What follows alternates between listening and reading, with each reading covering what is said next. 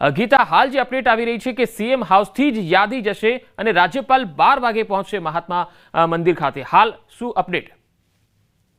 જી, ગઈકાલે રાત્રે 9 વાગે સીએમ અને રાજ્યપાલની મુલાકાત ફિક્સ હતી, પરંતુ છેલ્લા સમયે એ રદ કરવામાં આવી, પોસ્ટપોન કરવામાં આવી. ને એક સમય એવું હતું કે બીજા દિવસે સવારે એટલે કે આજે તેઓ રાજ્યપાલને યાદી સુપ્રત કરીને તેઓ શપથવિધિ માટેનો સમય માંગી શકે છે.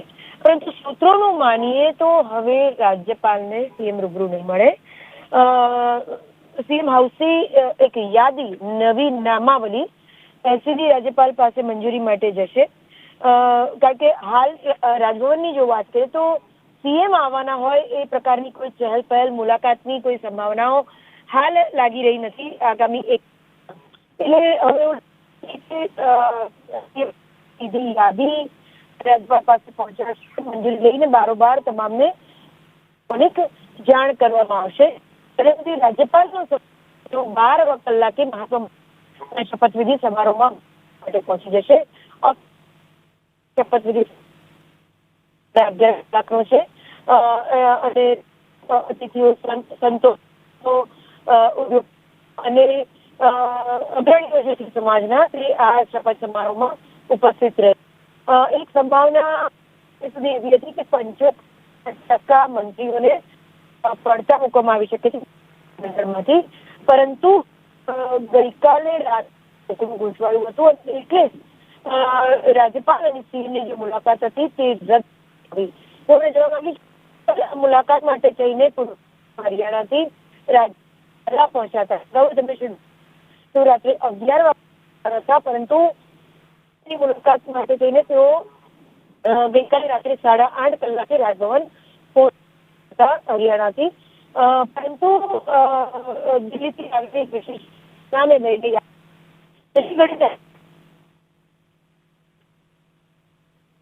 જી ગીતા, આભાર માહિતી આપવા માટે. તો નવા મંત્રીમંડળનો આજે શપથ ગ્રહણ સમારોહ છે. ન્યૂઝ 18 પર મંત્રીમંડળના વિસ્તરણનું સતત અપડેટ અમે આપને બતાવી રહ્યા છીએ. લગાતાર અમે જે અપડેટ આવી રહી છે એ પ્રમાણે જે નવા મંત્રીમંડળની યાદી છે એ સીધી જ રાજ્યપાલને મોકલવામાં આવશે. મુખ્યમંત્રી રાજ્યપાલને મળવા જાય તેવી સંભાવના નહિવત જોવાઈ રહી છે. આ પહેલા એવી અટકળો હતી કે 9 વાગે સીએમ તેમને મળવા માટે જશે. હાલ અપડેટ આવી રહી છે તે પ્રમાણે 11:30 કલાકે મહાત્મા મંદિર ખાતે આ કાર્યક્રમ છે એ શરૂ થવાનો છે. આચાર્ય દેવવ્રત પદ અને ગોપનીયતાના શપથ લેવડાવશે. રાષ્ટ્રીય અધ્યક્ષ જેપી નડ્ડા પણ ઉપસ્થિત રહેવાના છે, CR પાટીલ પણ ઉપસ્થિત રહેવાના છે અને જગદીશ વિશ્વકર્મા જે પ્રદેશ પ્રમુખ છે તેઓ પણ ઉપસ્થિત રહેવાના છે. ભાજપના નેતાઓ, સાધુ સંતો અહીંયા ઉપસ્થિત રહેશે. આ કાર્યક્રમમાં જે યાદી છે, નવા નામો છે, તેમાં સસ્પેન્સ પણ જોવા મળી શકે છે. વધુ માહિતી મેળવીએ, સંવાદદાતા વિભુ મારી સાથે જોડાય છે.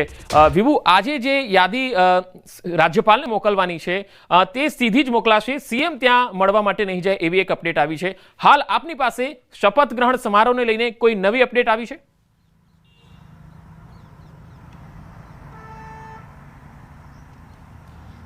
પંકજ, જે પ્રોસેસ થઈ રહી છે કે આજે નવું મંત્રીમંડળ અને તેમનો શપથ સમારોહ યોજાવાનો છે.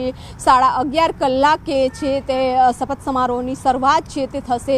અત્યારે દ્રશ્યો બતાવવા માંગીશ કે જે એક પ્રોસેસ હોય છે કે મંત્રીના રાજીનામા લીધા બાદ રાજ્યપાલને સોંપવામાં આવતા હોય છે. ગઈકાલે રાજ્યપાલને મુખ્યમંત્રી મળવાના હતા પરંતુ મળી શક્યા નથી. આજે હવે કોઈ અત્યારે હાલ તો અપડેટ નથી, પરંતુ રાજ્યપાલને આ જે લેટર છે રાજીનામાનો તે સુપ્રત કરવામાં આવશે અને ત્યારબાદ નવા મંત્રીઓના નામનું લિસ્ટ પણ રાજ્યપાલને આપવામાં આવશે અને ત્યારબાદ રાજ્યપાલની સૂચના બાદ શપથ સમારોહ છે તેની શરૂઆત થશે. નવા મંત્રીઓ છે તે શપથ લેશે. પરંતુ અત્યારે જે આખી રાત ધમધમાટ છે તે મુખ્યમંત્રી નિવાસ સ્થાન ઉપર ચાલ્યો છે અને નામોની યાદી છે તે ફાઇનલ કરવામાં આવી છે. જ્યારે પણ સરકાર બનતી હોય, નવું મંત્રીમંડળ બનતું હોય તો તેમાં ખાસ કરીને જ્ઞાતિય સમીકરણો ખૂબ જ મહત્ત્વના રહેતા હોય છે અને જ્ઞાતિય સમીકરણો પ્રમાણે તમામ જ્ઞાતિઓના લોકોને જે સ્થાન મળે મંત્રીમંડળમાં તે માટેની એક લિસ્ટ છે તે તૈયાર કરવામાં આવતું હોય છે. ખાસ કરીને જ્ઞાતિ સાથે સાથે તમામ વિસ્તાર એટલે કે સૌરાષ્ટ્ર હોય, દક્ષિણ ગુજરાત, પૂર્વ મધ્ય ગુજરાત સહિતના તમામ વિસ્તારોને આવરી લેવામાં આવતા હોય છે અને મુખ્યમંત્રીનું જે મંત્રીમંડળ હોય છે તેમાં લોકોને સ્થાન આપવામાં આવતું હોય છે. ખાસ કરીને ભારતીય જનતા પાર્ટી હંમેશા માટે સરપ્રાઇઝ આપતી હોય છે કે જે નામો ચાલતા હોય છે તેનાથી અલગ જ નામ પણ આવતા હોય છે. ત્યારે અત્યારે જે રીતે લિસ્ટ તૈયાર થઈ રહ્યું છે, ફાઇનલ લિસ્ટ તૈયાર થઈ રહ્યું હતું, તેમ છતાં પણ આખી રાત છે તે મંત્રીમંડળની નામો ઉપરની ચર્ચા છે તે કરવામાં આવી અને એ ચર્ચામાં મુખ્યમંત્રી, પ્રદેશ પ્રમુખ, રાષ્ટ્રીય ભારતીય જનતા પાર્ટીના રાષ્ટ્રીય અધ્યક્ષ અને મહામંત્રી સહિતના નેતાઓએ આખી રાત છે તે ચર્ચાઓ કરી છે અને ત્યારબાદ ફાઇનલ લિસ્ટ છે તે તૈયાર થઈ ગયું છે. જે લોકોને શપથ લેવાના છે તેમને પણ કોલ છે તે કરી દેવામાં આવ્યા. અત્યારે હાલની પરિસ્થિતિ આપ જોઈ રહ્યા છો કે અત્યારે હલચાલ હજુ જોવા નથી મળી રહી. બની શકે કે ડાયરેક્ટ મુખ્યમંત્રી છે તે મહાત્મા મંદિર ખાતે પહોંચશે અને શપથ સમારોહમાં હાજરી આપશે અને સાથે જ મંત્રીઓ છે, નવા જે મંત્રીઓ બનવાના છે તે શપથ લેશે. પરંતુ બની શકે છે કે રિપીટ જે થવાના છે તે રિપીટની સંખ્યા પણ વધી શકે છે અને નવા ચહેરાઓને સ્થાન પણ મળશે. જી વિભુ, હાલ ગાંધીનગરમાં કયા પ્રકારની ચહેલ પહેલ તમે જોઈ રહ્યા છો? મહાત્મા મંદિરની બહાર નેતાઓનો કાફલો પણ પસાર થઈ રહ્યો છે, કોઈ નવા નેતાઓ પણ આવી રહ્યા હશે. હાલ કેવી ચહેલ પહેલ દેખાઈ રહી છે?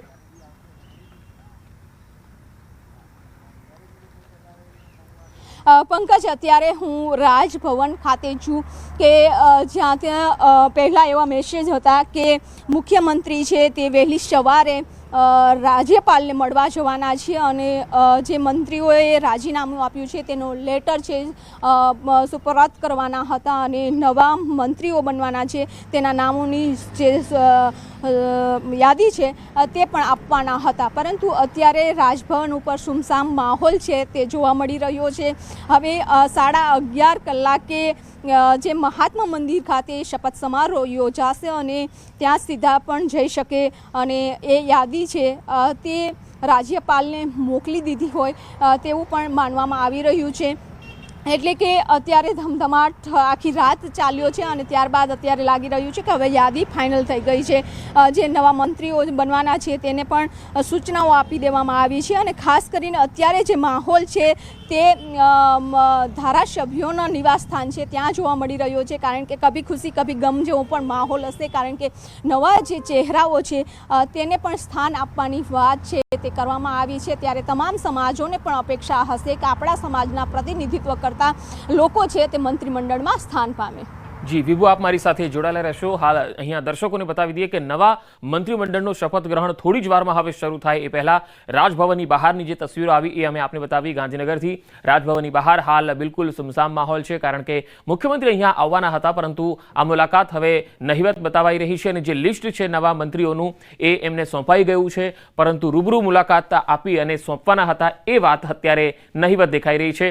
અને થોડી જ વારમાં અમે આ મંત્રીમંડળના વિસ્તરણનું લગાતાર અપડેટ તમામ અપડેટ આપણે બતાવીશું. મહાત્મા મંદિરની પણ તસવીરો બતાવીશું ત્યાં કયા પ્રકારની ચહેલ પહેલ છે કારણ કે ગઈકાલે ત્યાં પણ જબરજસ્ત તૈયારીઓ જોવા મળી હતી. આખો દિવસ અને આખી રાત સુધી તૈયારીઓ ચાલી અને આજે સવારે આ તમામ તૈયારીઓને આખરી ઓપ અપાઈ ગયો. આ તમે જોઈ શકો છો કે જે મંત્રીમંડળ નવું બની રહ્યું છે એમાં નવા મંત્રીઓની જે ચેમ્બર છે અને એમના કાર્યાલયો છે એમાં પણ રંગરોગાન કરવામાં આવ્યું, સફાઈ કરવામાં આવી હતી અને ત્યારબાદ ગઈકાલે કલરકામ પણ થયું હતું. તો આ જોયું હતું કે જે મંત્રીઓ જે છે જેમણે રિઝાઇન આપ્યા, 16 મંત્રીઓએ રિઝાઇન આપ્યા, ત્યારબાદ તેમની ચેમ્બર ખાલી કરવાના આદેશ અપાયા.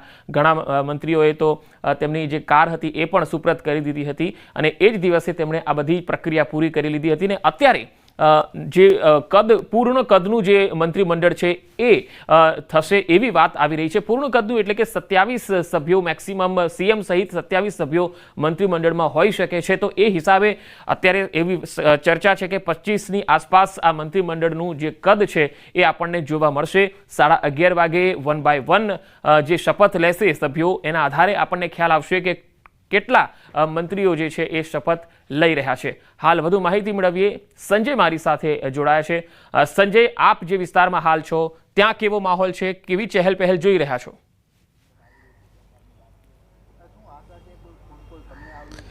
બિલકુલ પંકજ જે છે આજે નવું મંત્રીમંડળ જે છે તે શપથવિધિ સમારોહ જે નવા મંત્રીમંડળનો જે યોજાવાનો છે બરાબર 11:30 વાગે જે છે તે મહાત્મા મંદિર ખાતે આ શપથવિધિ સમારોહ યોજાવાનો છે ને એ પહેલાં હું આપને એ બતાવું કે હાલ અમે ગાંધીનગરમાં જે MLA ક્વાર્ટર્સ છે ને ત્યાં છીએ અને થોડી વારમાં અહીંયાથી ધારાસભ્યો જે છે કે તે મહાત્મા મંદિર તરફ જવા માટે નીકળશે.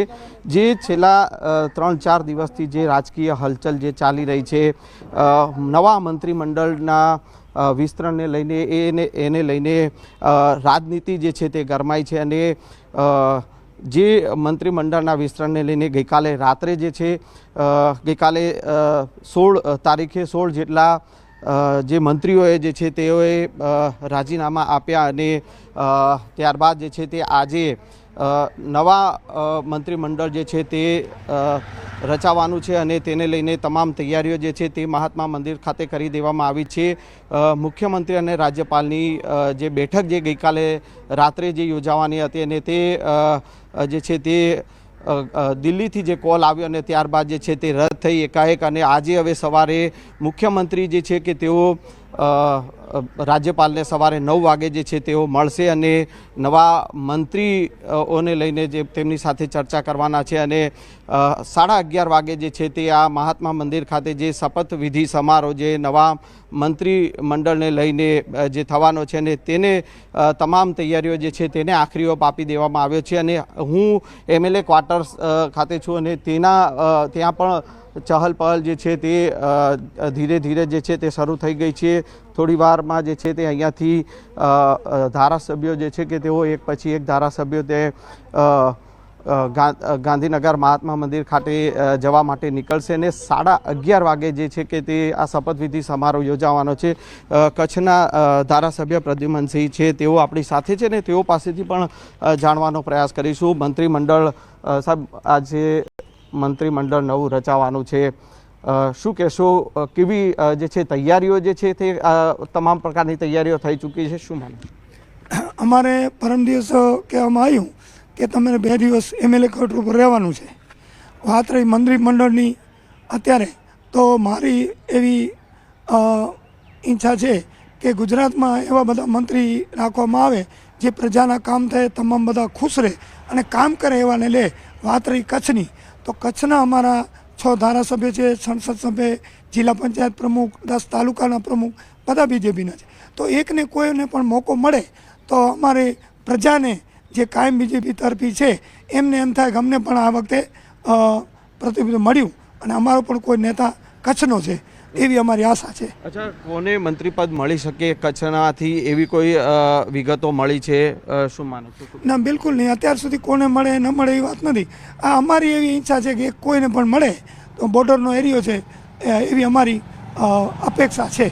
અચ્છા, જે નવું મંત્રીમંડળ રચાવાનું છે અને તેમાં એક વિગતો એવી પણ બહાર આવી રહી છે કે સૌરાષ્ટ્રમાં જે છે તે આ વખતે વધુ ને વધુ મંત્રીઓ જે સૌરાષ્ટ્રમાંથી થાય તે પ્રકારની વિગતો સામે આવી રહી છે, શું કહેશો? એટલે આમાં તો પાર્ટીને બધા વિચારે, બધો સૌરાષ્ટ્ર મોટું છે, આ બાજુ રાજકોટ, પોરબંદર, જામનગર, જુનાગઢ, અમરેલી, ભાવનગર, એટલે બધું વિચારીને એવી ગોઠવણી કરશે. બધે ન્યાય મળે અને બધાનું કામ થાય, તમામ જ્ઞાતિ સચવાય એવું પાર્ટી વિચારશે. પાર્ટી તરફથી શું શું સૂચનાઓ તમને આપવામાં આવી? અમને અહીંયા હાજર રહેવાનું છે અત્યાર સુધી, બીજું કોઈ સૂચના અત્યાર સુધી કાંઈ નથી. અને કેટલા વાગે અહીંયાથી બધા ધારાસભ્યો? અમે 11 વાગે અહીંયા પહોંચી જશું, એટલે ટાઈમસર જઈને બેસી જશું, પછી જે પાર્ટીનો આદેશ હશે એ. Thank you sir. આ હતા પ્રદ્યુમનસિંહ અને કચ્છના ધારાસભ્ય જે છે પ્રદ્યુમનસિંહ છે અને તેઓએ જણાવ્યું કે તેઓને તમામ ધારાસભ્યોને MLA ક્વાર્ટર્સ ખાતે રહેવાની જે છે અને ગાંધીનગરમાં હાજર રહેવાની જે સૂચના આપવામાં આવી હતી અને 11 વાગે અહીંયાથી ધારાસભ્યો જે છે તેઓ મહાત્મા મંદિર ખાતે રવાના થશે અને જે 11:30 વાગે જે શપથવિધિ સમારોહ યોજાવાનો છે. જો કે તેમણે એક લાગણી એવી પણ વ્યક્ત કરી છે કે કચ્છમાંથી પણ જે છે તે મંત્રીપદ 6 ધારાસભ્યો જે છે તેમાંથી કોઈને મંત્રીપદ મળે તે પ્રકારની લાગણી જે છે કચ્છના લોકોની પણ છે અને તેઓએ પણ એ લાગણી વ્યક્ત કરી છે. એટલે જોવાનું એ રહે છે કે કોને મંત્રીપદ મળે છે અને જે અત્યાર સુધી જે 16 મંત્રીઓનું જે કદ હતું ને તે હવે 23 થી 27 મંત્રીઓનું કદ જે રાજ્યના જે ભૂપેન્દ્રભાઈ પટેલની જે સરકારનું થવાનું છે અને તેમાં જે છે કચ્છના ધારાસભ્યએ કચ્છમાંથી પણ કોઈને મંત્રી પદ મળે તે પ્રકારની લાગણી વ્યક્ત કરી છે. જી પંકજ. જી સંજય, હું આપને અહીંયા અટકાવવા માંગીશ. અમારી સાથે જોડાયેલા રહેશો. એક મહત્વપૂર્ણ અપડેટ આવી રહી છે. મંત્રીમંડળની કહાનીમાં એક નવો ટ્વિસ્ટ આવ્યો. કેટલાક વર્તમાન મંત્રીઓને મળી શકે છે રાહત. જી હા, છેલ્લી ઘડીએ હાલના મંત્રીઓનો થઈ શકે છે ઉમેરો. રિપીટેશનની સંખ્યામાં વધારો થઈ શકે છે. મંત્રીમંડળના કદમાં વધારો થઈ શકે છે. જૂના વધુ ચહેરાને ફરીથી તક મળવાની પૂરી સંભાવના દેખાઈ રહી છે. તો મંત્રીમંડળના કદમાં જૂના જોગીઓ ફરીથી રિપીટ થઈ શકે. જૂના ચહેરાઓ, અનુભવી ચહેરાઓને સ્થાન મળી શકે છે. હવે જોવાનું એ છે કે કોના ઘરે દિવાળીએ ડબલ ફટાકડા ફૂટશે. કેટલાક વર્તમાન મંત્રીઓ છે તેમને પણ રિપીટ કરવામાં આવી શકે છે. છેલ્લી ઘડીએ આ એક અપડેટ છે, એક ઉમેરો થઈ રહ્યો છે કે વર્તમાન મંત્રીઓમાંથી કેટલાકને રિપીટ કરવામાં આવશે. 3 થી 4 મંત્રીઓની તો સંભાવના પૂરી હતી જ. સંજય, હું આપની પાસે ફરી એકવાર આવીશ. આપ ગાંધીનગરમાં એમએલએ ક્વાર્ટર્સ ખાતે છો. આજે કયા કયા ધારાસભ્યો બીજા એમએલએ ક્વાર્ટર્સની બહાર તમને જોવા મળ્યા? પ્રદ્યુમનસિંહ સાથે તો વાત થઈ, આ સિવાય કોઈ બીજા ધારાસભ્યો પણ જોવા મળ્યા છે?